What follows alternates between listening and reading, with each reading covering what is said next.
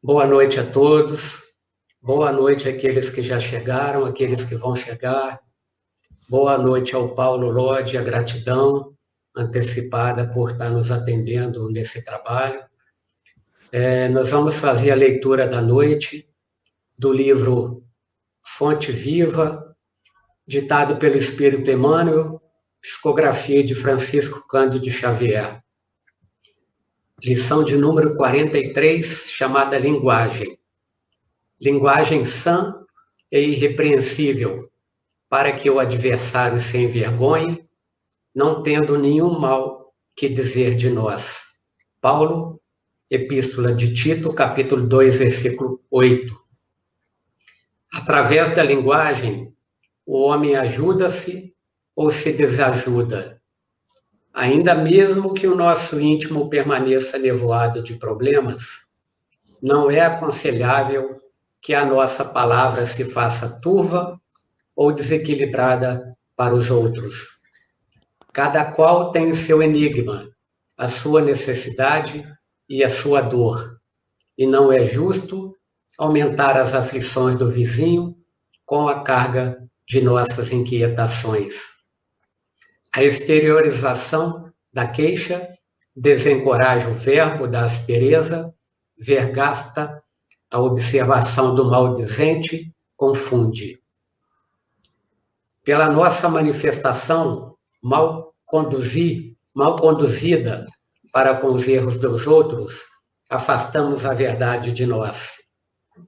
Pela nossa expressão verbalista menos enobrecida, repetimos a bênção do amor que nos encheria do contentamento de viver.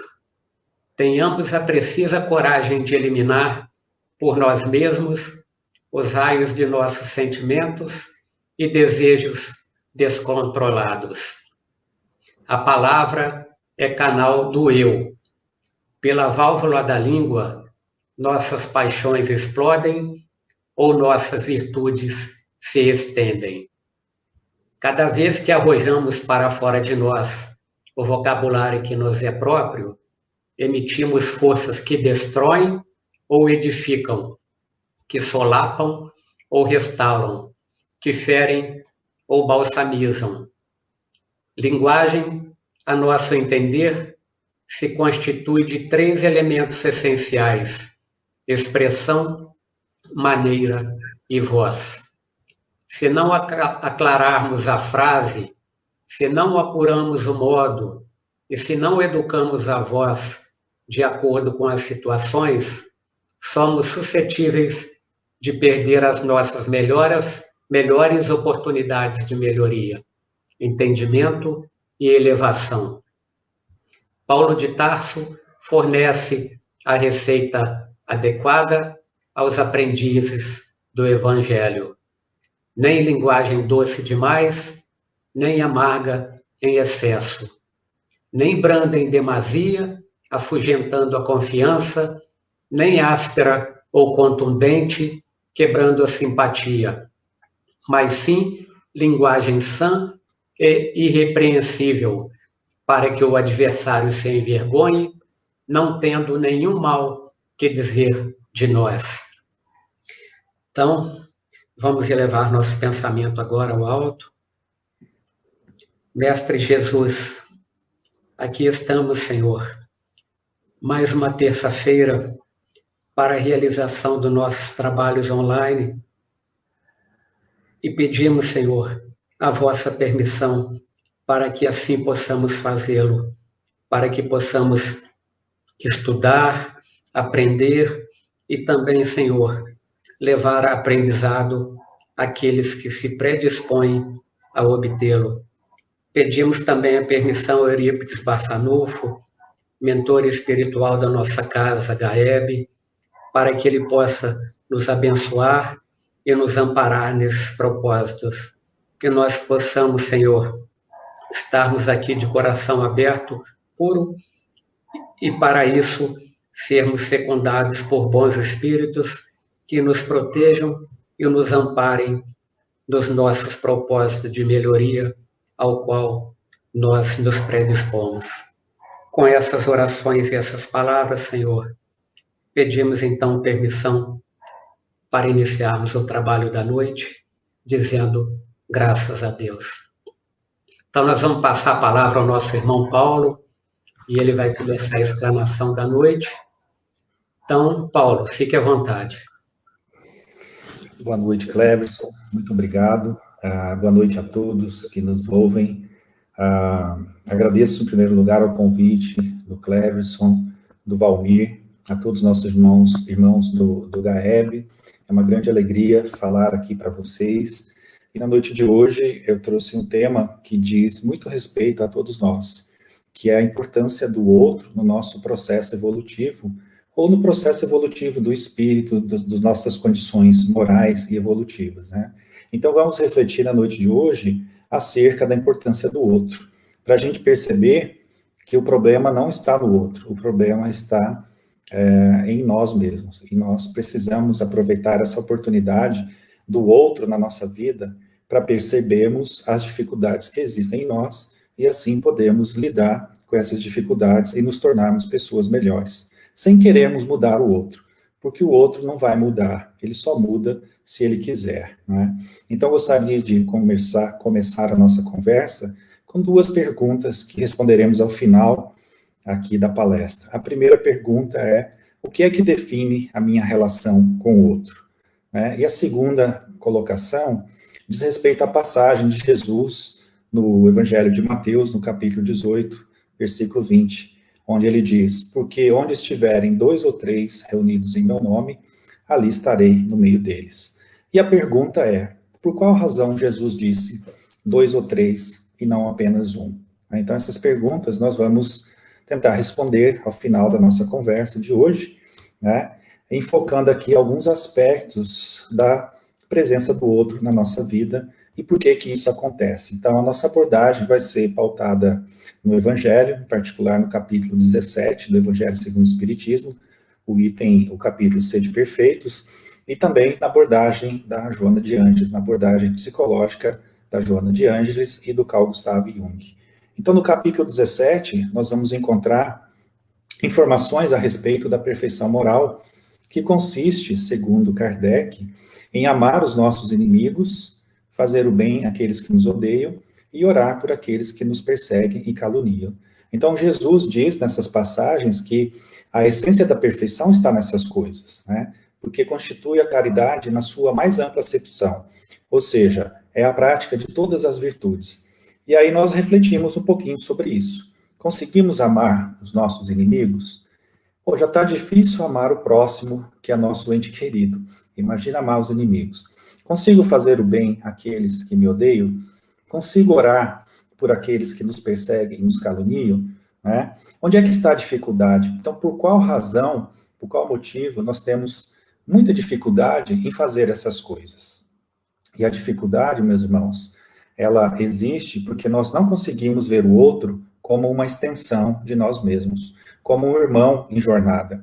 Nós não conseguimos entender por qual razão nós devemos fazer isso, uma vez que nós acreditamos que o problema é sempre o outro. O problema não está em mim. O problema sempre está no meu semelhante. Nós acreditamos que o outro é quem é inferior, o outro é quem é mesquinho, o outro é que é avarento, o outro que é intolerante, o outro, numa palavra, que é mau.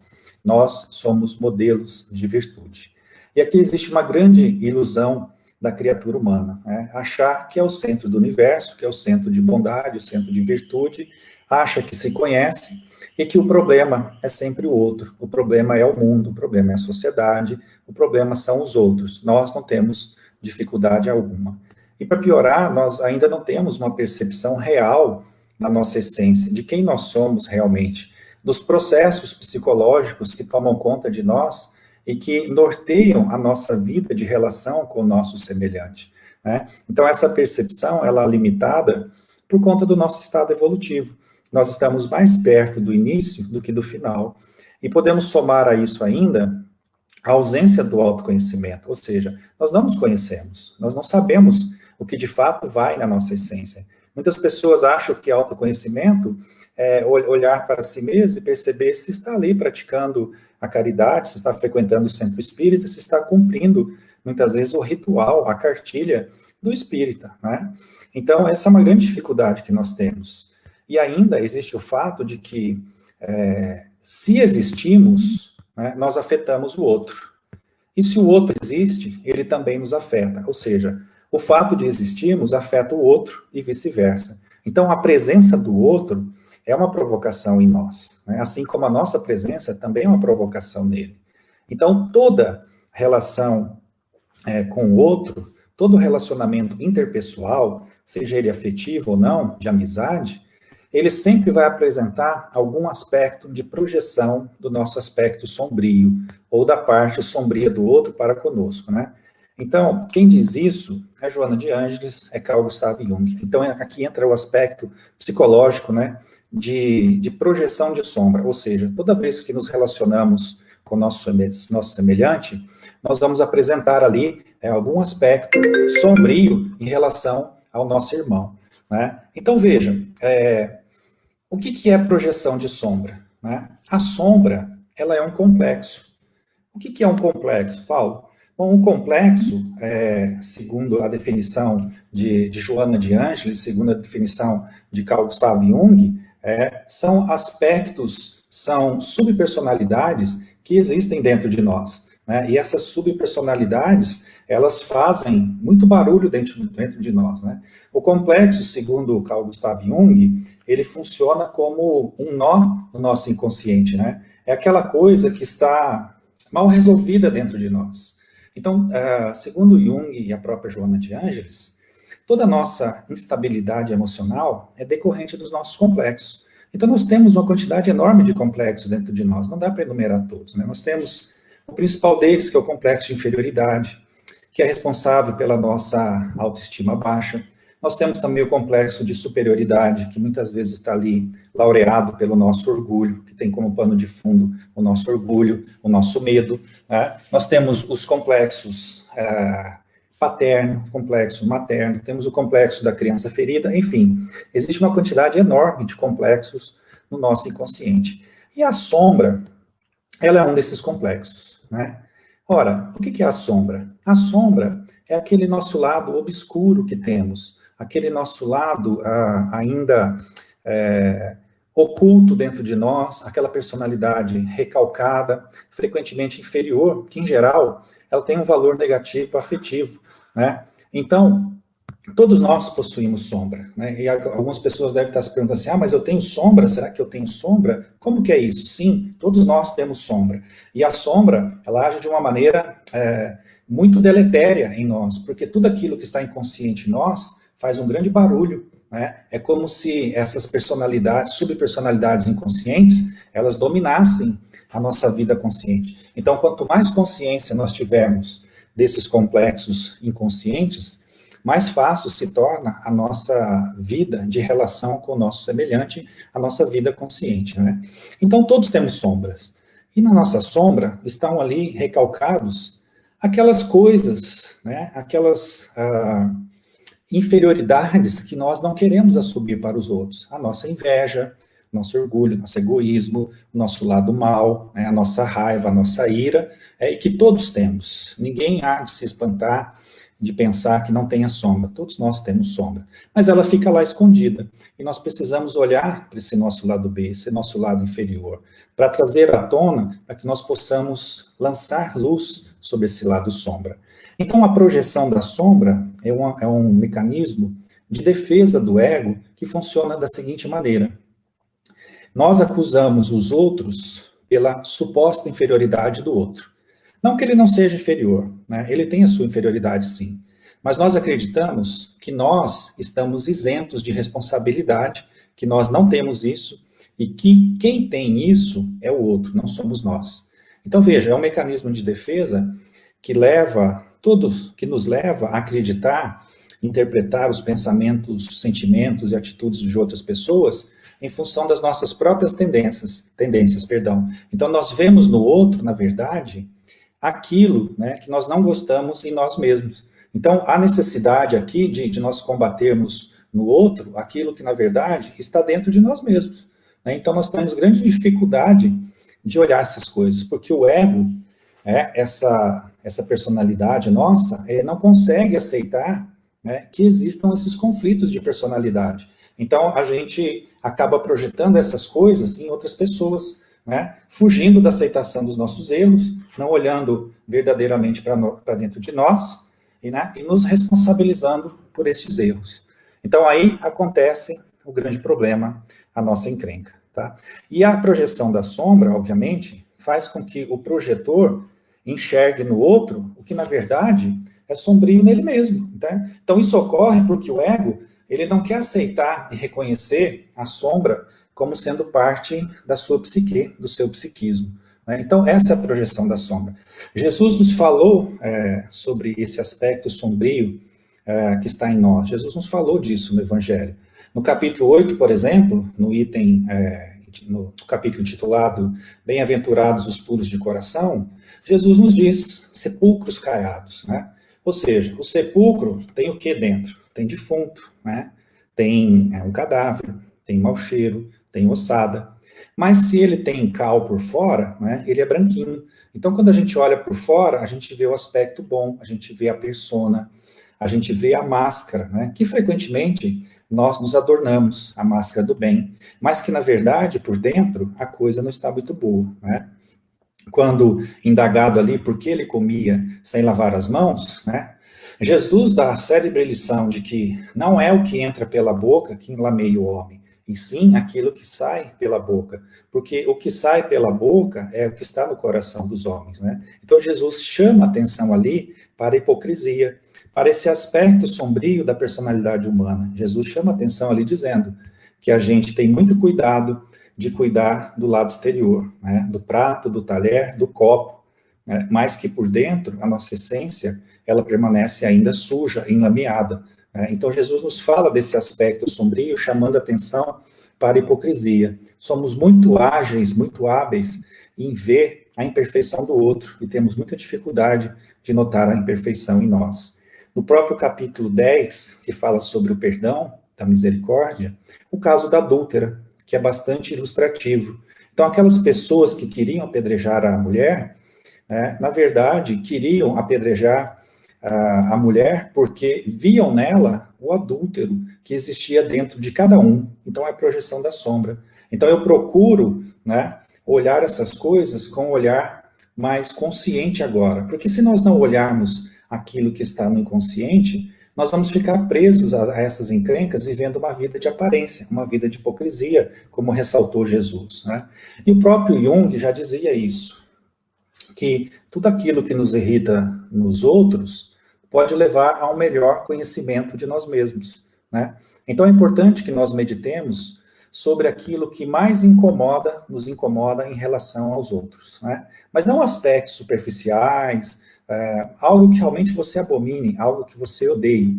Não é aquela coisa de assim, Paulo, mas eu sou contra a corrupção, então quer dizer que eu sou corrupto? Não, não é dessa maneira que nós estamos falando. Nós estamos falando daquelas coisas que te irritam profundamente, porque contra a corrupção todos nós devemos ser, né? Então, nos indignarmos por alguma coisa não quer dizer que nós estejamos fazendo uma projeção de sombra. Quando nós nos irritamos profundamente com isso, com algum aspecto, com algum político, tem gente que não pode nem ouvir falar o nome de um político, que já fica nervoso, né? O estômago ferve, dá dor de cabeça, enxaqueca. Esses aspectos precisam ser olhados, porque muito provavelmente nós estamos enxergando nessas pessoas aquilo que está oculto, aquilo que está recalcado dentro de nós, né? Então, pare e pensa, por que você odeia tanto isso ou aquilo? E você vai achar um monte de motivos, porque a pessoa é assim, porque a pessoa é sábia e tal. Será que é a pessoa realmente? Ou será possível, não será possível que essas coisas estejam dentro de nós, né? O próprio Freud, né, o pai da psicanálise, já dizia há muito tempo, quanto de você existe naquilo que você odeia? Ou seja, quanto de nós estamos projetando no outro, né? E aí o Hermann Hesse, que é um poeta, ele dizia assim, se você odeia alguém, é porque odeia alguma coisa nele que faz parte de você. O que não faz parte de nós, não nos perturba, de forma alguma, né? Então é importante que nós reflitamos nessas coisas. O psicólogo junguiano Gelson Roberto, por exemplo, ele nos fala da noção do outro que existe na mitologia grega, falando que muitos dos deuses da mitologia fazem essa representação arquetípica dentro de nós. São os chamados deuses mascarados. E esses deuses, eles representam a noção de como lidar com o outro oculto que está dentro de nós, né? O primeiro desses deuses, eu vou comentar brevemente aqui, é a Medusa, né? Aquela deusa que tem um monte de cobras na cabeça e que provavelmente muitos de vocês já viram nos filmes por aí. A Medusa, também chamada de Górgona, representa aquele outro dentro de nós com conteúdos tão terríveis que nós não podemos olhar diretamente para eles, de sorte que nós poderíamos enlouquecer.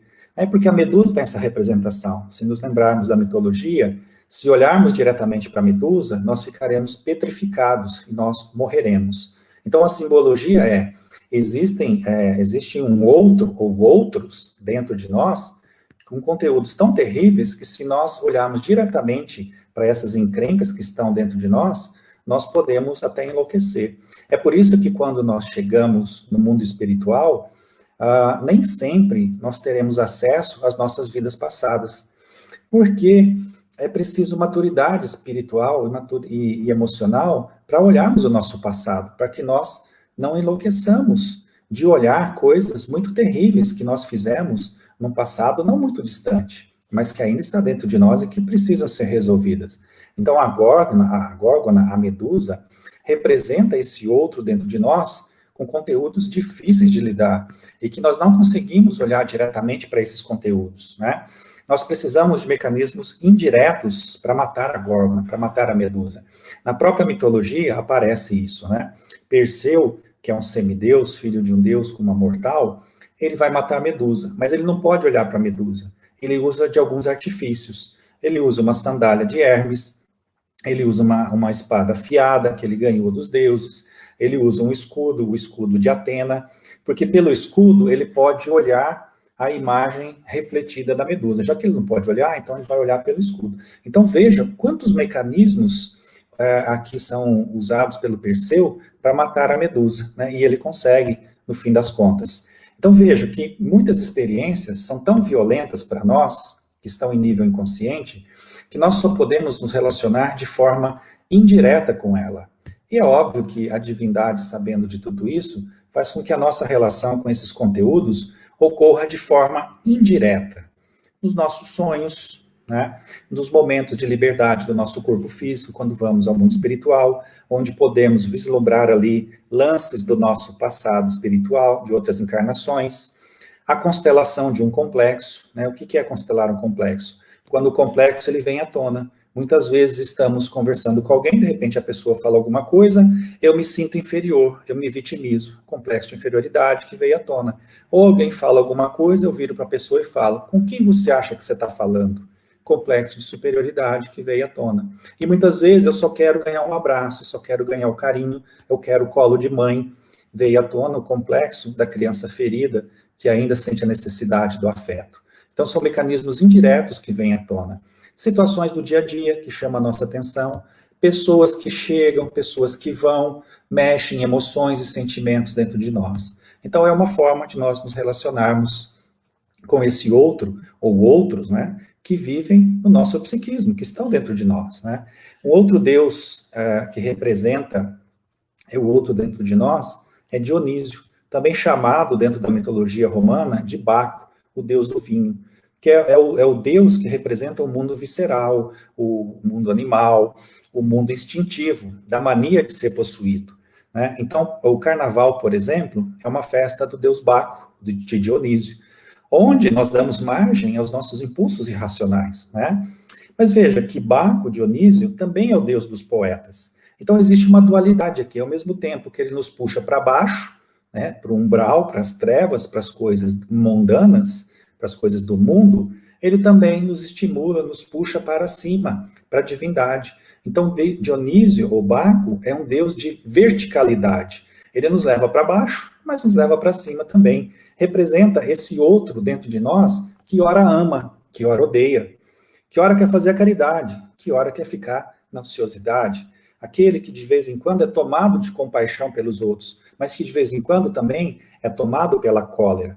Então, mostrando essa dualidade, esses aspectos duais que existem em todos nós, né? Então, Dionísio representa esse outro dentro de nós, cuja presença, ele desconstrói o nosso ego, a nossa personalidade, que perde, muitas vezes, a capacidade de se relacionar de uma maneira mais sensata e mais objetiva, né? Então, veja, nós temos esses deuses dentro de nós, e não sabemos lidar muito bem com esses aspectos sombrios, com esse outro que está dentro de nós. Ora, se não sabemos lidar com o outro que está dentro de nós, é óbvio que não saberemos lidar com o outro que está fora, né? Então, retomando aqui o nosso raciocínio, de que toda relação com o outro possui aspectos da projeção da nossa sombra, né? E que o outro reflete apenas aspectos que eu preciso mudar em mim, podemos afirmar o seguinte: todo julgamento, ou seja, toda condenação gratuita que fazemos do outro, em verdade, é um auto-julgamento. Ou seja, nós criticamos o que mais odiamos em nós e que queremos manter oculto, mantendo apenas o nosso lado bom, de aparência, de virtude, que ainda não temos, mas que um dia teremos, né? Então, quando alguém nos mostra abertamente essas características que nós negamos em nós, é como se essa pessoa estivesse nos desnudando. Daí nasce a nossa atitude infantil. Quando o espelho mostra quem realmente eu sou, eu prefiro quebrá-lo, a reconhecer e aceitar que essa imagem, que embora seja transitória, ela faz parte da minha essência, ela está em mim, e não adianta eu lutar contra isso. É melhor que eu acolha, né? Então, em termos simples, nós preferimos destruir as pessoas que nos mostram isso, a aceitar que existe algo ali para ser analisado e que pode ser usado em meu benefício. E aí some-se ainda a essa projeção de sombra que fazemos no outro, o complexo de inferioridade que existe em mim, né? Porque os complexos, eles nunca vêm sozinhos, nunca chega um complexo sozinho, eles vêm em bando. Então vem o complexo da sombra, vem o complexo da inferioridade, vem o complexo da superioridade, aí vem da criança ferida, aí eu dou margem a outros aspectos, né? Por exemplo, eu passo a diminuir o outro para me sentir superior, aí eu começo a difamar o outro, eu começo a caluniar, eu começo a ofender, uso da maledicência, os ódios gratuitos, né? Passo a invejar o outro, querendo possuir as qualidades do outro, sem o menor mérito, no mais das vezes, porque eu acredito que o outro não merece, quem merece sou eu, né? Então, sobre esse ponto, né, de julgar as pessoas, sobre o julgamento gratuito, nós vamos encontrar lá no capítulo 10, que é a respeito do perdão, bem-aventurados os misericordiosos, a instrução de São Luís, quando Kardec pergunta se nós devemos repreender os outros, divulgar o mal e a imperfeição que existe nas outras pessoas, né? E aí São Luís responde que cada um de nós deve trabalhar pelo progresso de todos, né? E principalmente aqueles que estão mais próximos a nós, né? Mas nós devemos fazer esse julgamento com moderação, com fim útil, né? E não como mais das vezes a gente faz com o prazer de ferir e de diminuir as pessoas. Então diz São Luís que a censura que nós fazemos aos outros, nós devemos primeiro fazer a nós mesmos, procurando saber se nós não teremos merecido essa censura, né? E aí, na questão seguinte, são 3 questões muito, muito bonitas, muito interessantes, só vou citar 2 aqui, né? Na questão seguinte, Kardec pergunta a São Luís se seria repreensível nós notarmos as imperfeições do outro, quando daí nós não vamos tirar nenhum proveito, né? Uma vez que nós não divulgamos essas imperfeições. E aí, a resposta de São Luís o erro está em pegarmos essas imperfeições, procurando diminuir o nosso irmão, desacreditando o nosso irmão, sem necessidade, na opinião geral, né? Agora, contrariamente, né, se nós estendemos um véu sobre o mal, sobre a imperfeição do nosso irmão, né, para que o público não veja, né, aquele que note os defeitos do seu irmão, deveria fazer em proveito pessoal, né? Ou seja, para exercitar e em evitar o que reprova nos outros. Então, de maneira bem simples, para a gente entender essas 2 questões. Eu observo e analiso os defeitos, as imperfeições do outro, porque eles existem realmente, né? No próprio Evangelho está escrito isso no Livro dos Espíritos. Se nós enxergarmos o bem por toda parte, tem alguma coisa errada, porque o mal, ele existe. né? Mas devemos notar e observar o mal para tirar o proveito pessoal e nunca para diminuir o nosso irmão. Então eu observo e analiso sem procurar julgar o comportamento do outro. Se existe algo ali que eu acredito ser equivocado nessa conduta, eu vou fazer a seguinte pergunta: isso existe? Isso está em mim? Se sim, então eu vou procurar agora retificar a minha conduta moral, a minha condição, né? Procurando agora agir conforme a lei do amor, conforme a lei de Deus. Então, normalmente nós começamos fazendo isso mudando a nossa conduta externa, o que é natural. Né? Então, nós achamos que mudar o nosso comportamento já nos transforma em pessoas melhores.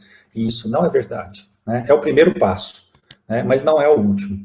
Né? Porque mudamos o nosso comportamento, somos agora pessoas boas, virtuosas, espíritos puros? De forma alguma. Né?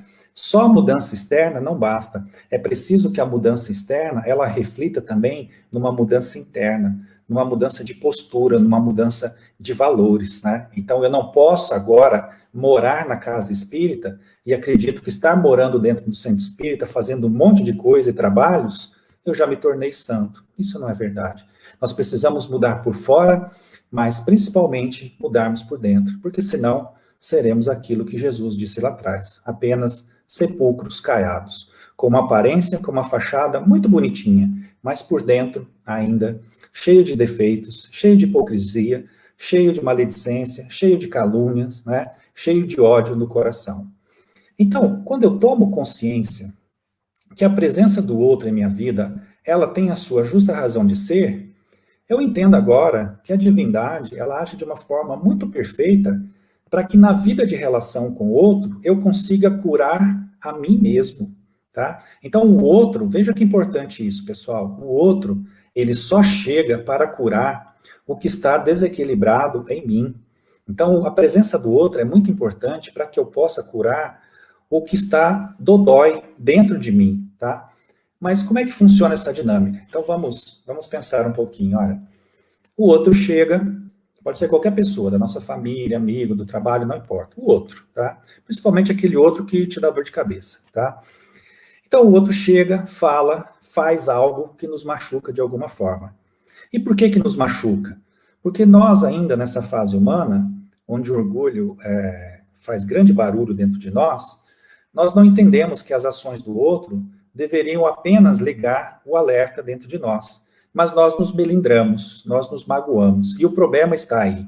Né? Toda a questão do perdão um dia será resolvida quando nós não nos magoarmos mais.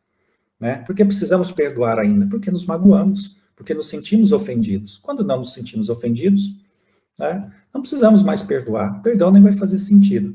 Mas, enfim, o outro chegou, fez alguma coisa e aquilo me tocou, me deixou mal. E eu deveria perceber que esse ficou mal está chamando a minha atenção, está ligando o alerta. Que alerta? Que existem encrencas mal resolvidas dentro de mim, dentro de nós, e essas encrencas atraíram por afinidade alguém, o outro, que também é inferior, mas não cabe a mim esse julgamento. Eu não quero saber do outro. O outro só vai dar conta da vida dele se ele quiser. Eu não vou mudar o outro. Não vou mudar meu esposo, minha esposa, meus filhos, meus parentes, não vou mudar ninguém. As pessoas mudam se elas quiserem. Né? Então, esse outro chegou, né, foi atraído por afinidade psíquica, tá? Para nos mostrar que existem coisas em nós que ainda não estão totalmente bem trabalhadas no contexto da lei do amor. Mas eu acredito que eu já sou virtuoso. E quando o outro chega, eu fico irritado, porque ele mostrou que ainda existem aspectos em mim que não estão bem trabalhados. Né? Então eu deveria agradecer nessa hora pela chegada do nosso irmão. Né? Então eu sempre gosto de citar a metáfora do seguinte: imagine que nós somos como um aquário onde tem água limpinha, branca dentro, e dentro desse aquário tem lá no fundo, né, um pouquinho de lama, tem um feixe de lama, mas bem pequenininho, quase imperceptível. Né? É o nosso lado obscuro, é o nosso lado sombra. E aí a pessoa chega, pega uma varinha e cutuca lá no fundo aquele lodo, aquela lama. O que vai acontecer? Essa lama, ela sobe e ela contamina toda a água branquinha. É aí que vem à tona o nosso aspecto sombrio, a nossa raiva, o nosso ódio, os nossos complexos, principalmente de superioridade, aquelas coisas que estão mal resolvidas dentro de nós. E nós ficamos irritados, e ficamos magoados, feridos, ofendidos, né?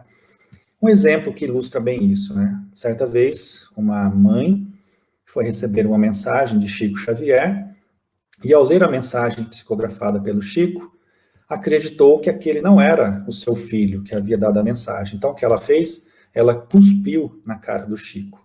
E o Chico, obviamente, por ser humano, porque o pessoal acha que o Chico era um Deus encarnado, e o Chico era bem humano, ele ficou com raiva, ele ficou triste.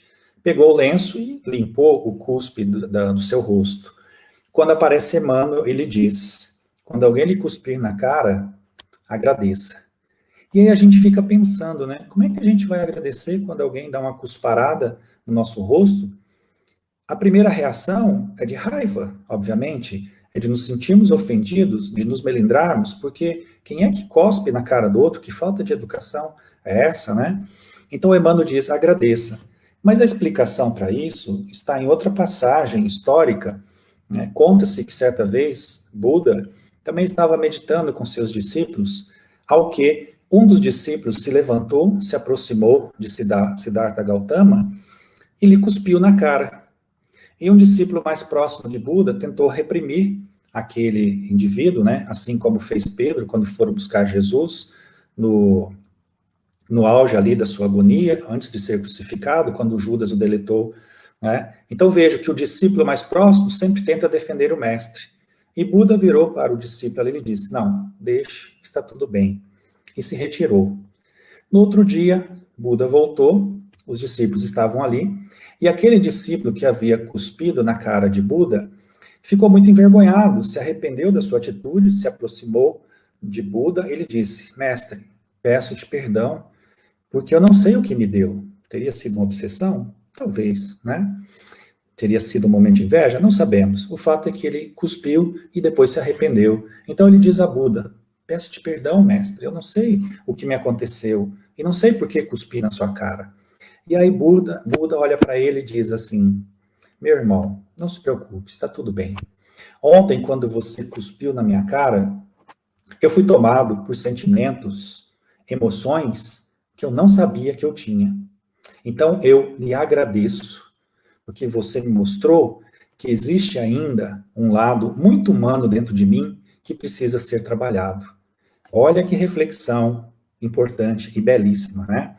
Buda tirando ali um ensinamento de auto-melhoramento, de autoconhecimento para si mesmo, quando o outro lhe feriu, quando o outro lhe trouxe uma atitude totalmente desrespeitosa, né? Totalmente mal educada, e aí ele toma aquilo ali como um aprendizado para ele. Então, veja, obviamente não somos Buda, não estamos nesse nível, mas devemos tentar ao máximo introjetar esse ensinamento em nós, que o outro, quando nos fere, não está bem, o outro, quando nos machuca, não está bem. E aí nós devemos tirar isso em proveito próprio, o quanto isso mexe, o quanto isso movimenta as coisas dentro de mim. Porque a mágoa é uma forma compreensível de comportamento humano. Todos nós temos, e ainda teremos por um bom tempo. No entanto, nós precisamos ressignificá-la, né?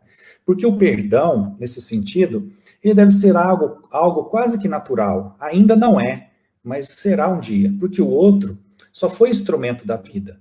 Se não fosse ele, seria outro. Ah, mas o meu marido me traiu. Ah, mas a minha namorada me traiu. Se não fosse ele ou ela, seria outro.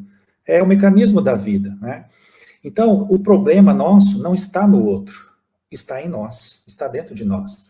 Isso, obviamente, não quer dizer que nós devamos ser coniventes com o erro do outro, não é isso. Como dito, né? Isso quer dizer que o erro do outro fez emergir em nós coisas que talvez nós não sabíamos que tínhamos, ou que, de certa forma, nós não queremos enxergar. Então, olha a importância do outro na nossa vida. Ele faz emergir em nós coisas que não sabíamos que tínhamos, ou que não queremos enxergar que estão dentro de nós. Então, como no caso do Chico, da cusparada, deveríamos agradecer esse irmão por nos mostrar que ainda tem muita sujeira dentro e que ela precisa ser tratada. Daí a necessidade de nós relevarmos a ação do outro. Não é ser conivente com o erro, né? Mas de repensarmos por que ele chegou, por que ele apareceu, né? Vejam no caso, por exemplo, mais graves relacionados ao perdão e até mesmo das obsessões que presenciamos na casa espírita. Nós devemos refletir que se o outro chegou, o obsessor ou o irmão, é porque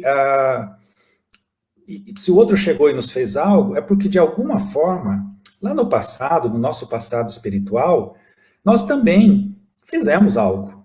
Estamos em débito com a vida, com a própria consciência, né? Então nós estamos ali comprometidos com as leis divinas. Por isso que Deus permite que essa pessoa, ou essas pessoas, ou ainda o obsessor, ele se aproxime, ele chega até nós para cutucar aquele lodo, aquela lama que está lá no fundo do aquário, né? Então, quando essa pessoa fez isso, ela agora está comprometida com as leis kármicas e está nos libertando, tá?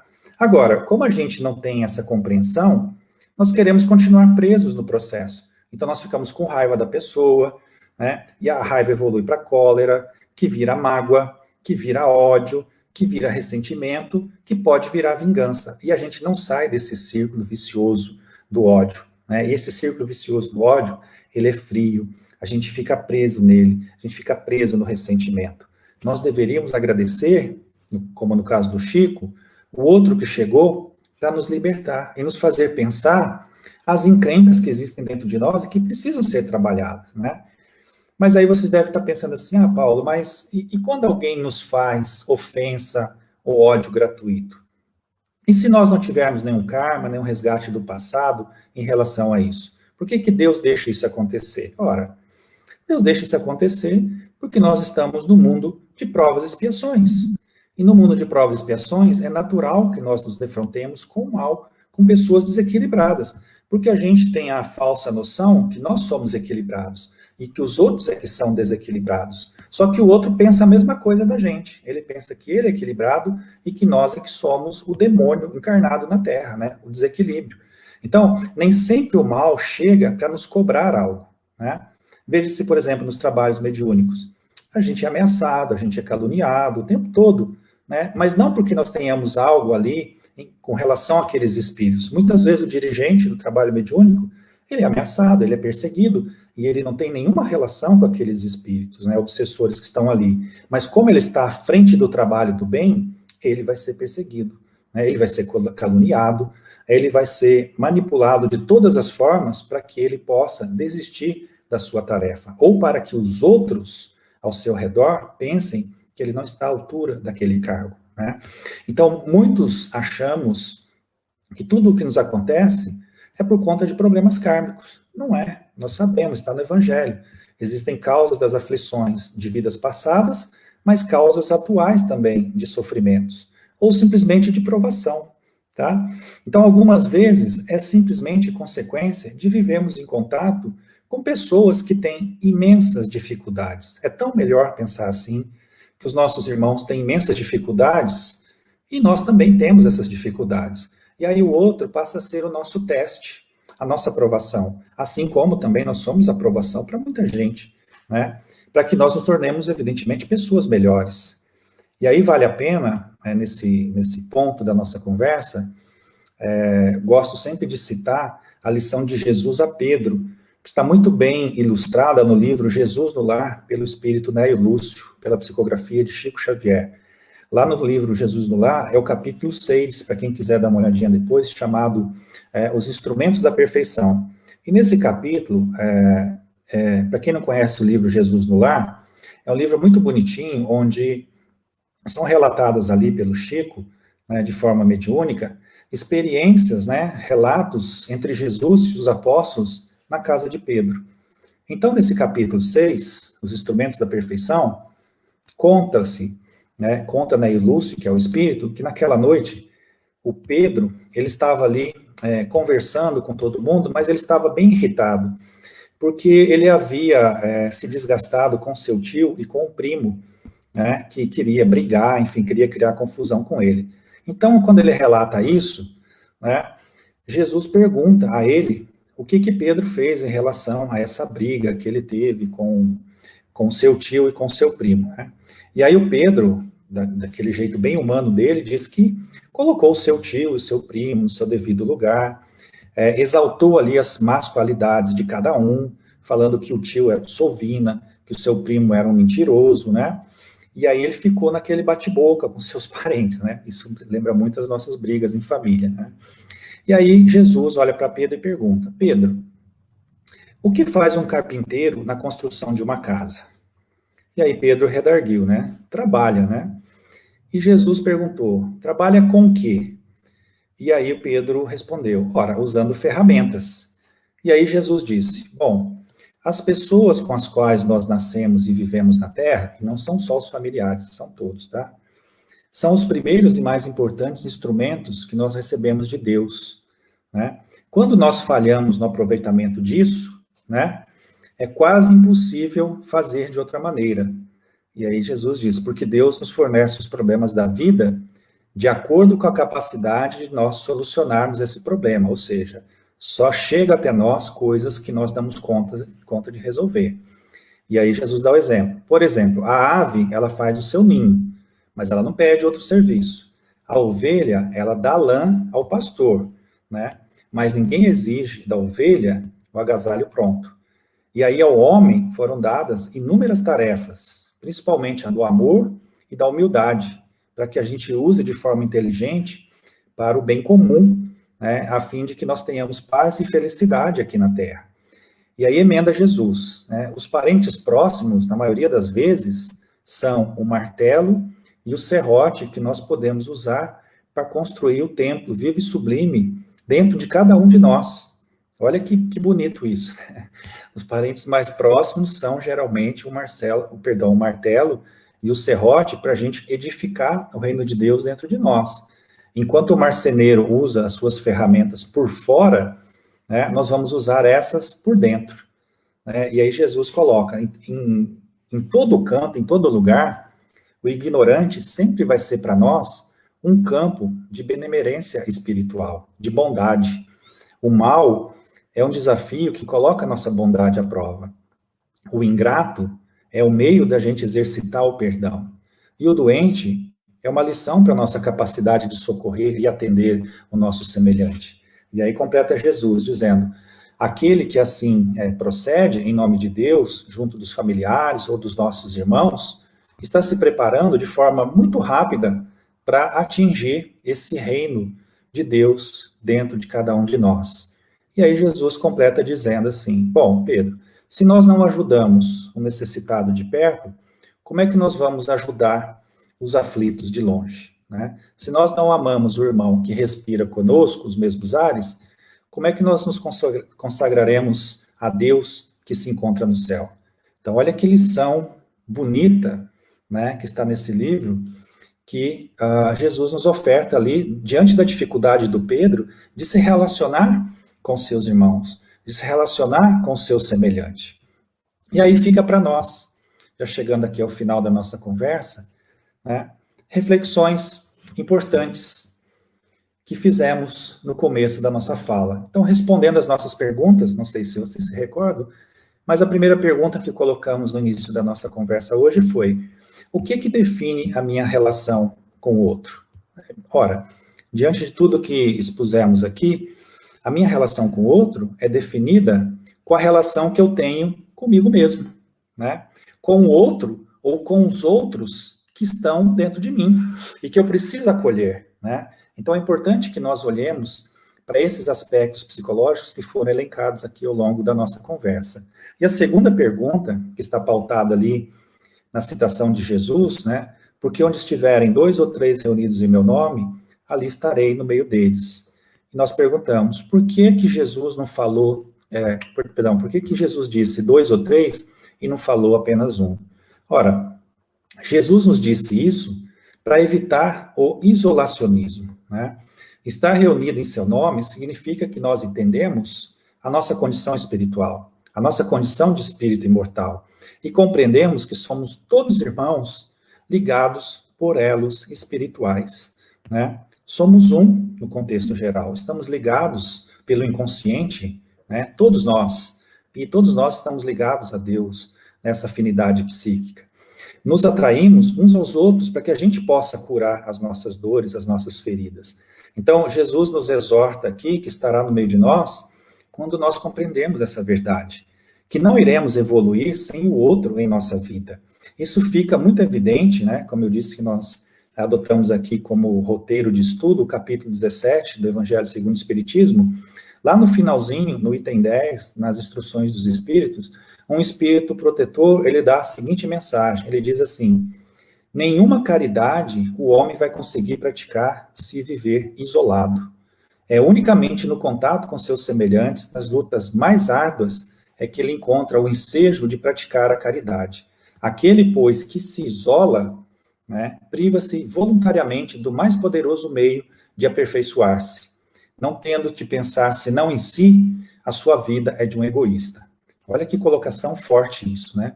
É importante que a gente viva a vida de sociedade. É importante que nós pensemos nessas coisas e entendamos qual é o papel do outro no nosso processo evolutivo. Né? Devemos, então, meus irmãos, deixar o outro em paz e parar de tentar mudar os outros. O outro, ele só vai mudar se ele quiser. Né? Existe um ditado que diz assim: aquilo que não gosto em ti, eu corrijo em mim. Né? Porque a única coisa que você pode mudar numa pessoa é a forma de enxergá-la. Né? Só isso. Tá? Então, devemos olhar para dentro de nós mesmos. Né?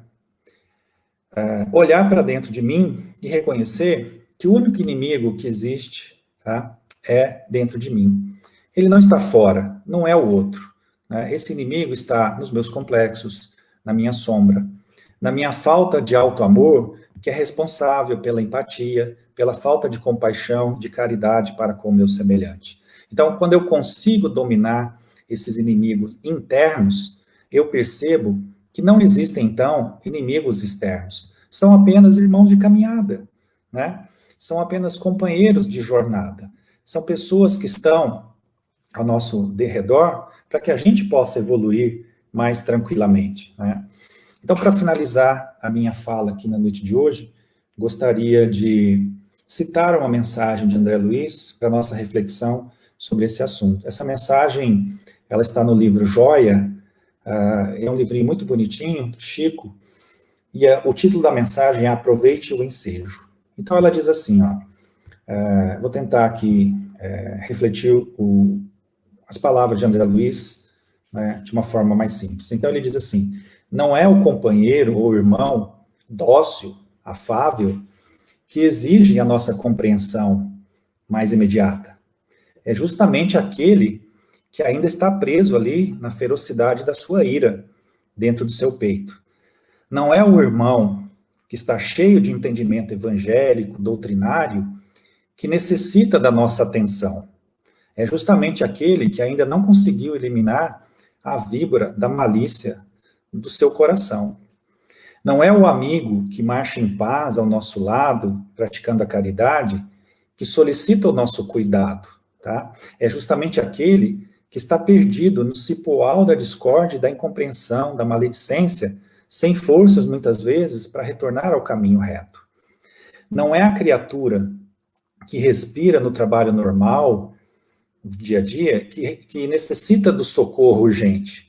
É justamente aquela que não teve recurso suficiente para vencer as circunstâncias constrangedoras da sua vida, da sua experiência, e se precipitou muitas vezes na zona escura do desequilíbrio. E aí, finalizando a mensagem, André Luiz diz assim: é muito provável que, por enquanto, seja plenamente dispensável a sua cooperação no paraíso.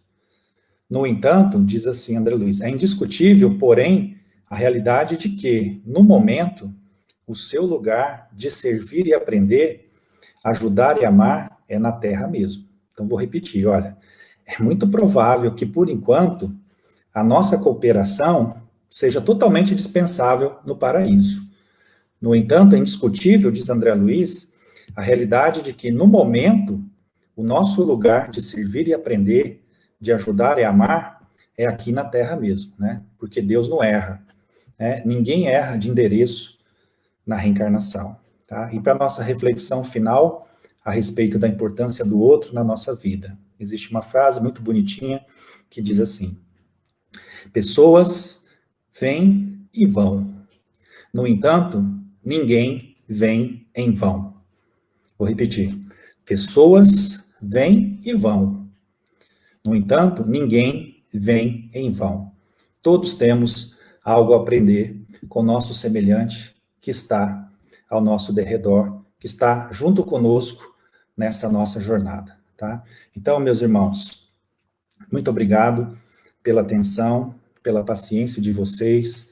Agradeço imensamente o convite do nosso irmão Cleberson, do nosso irmão Valmir, de todos os nossos amigos aqui do GAEB, né? E estou à disposição, Cleberson, antes de fazer a prece final, se tiver alguma pergunta para ser feita, estou à disposição, senão posso fazer a prece final. Não, não tem não, ficou bem claro. Você vê que eu estou monitorando os comentários aqui, ninguém expressou nenhuma dúvida, ficou tranquilo. Ok, então, Cleberson. Então, eu vou fazer a prece final para o encerramento da nossa reunião de hoje.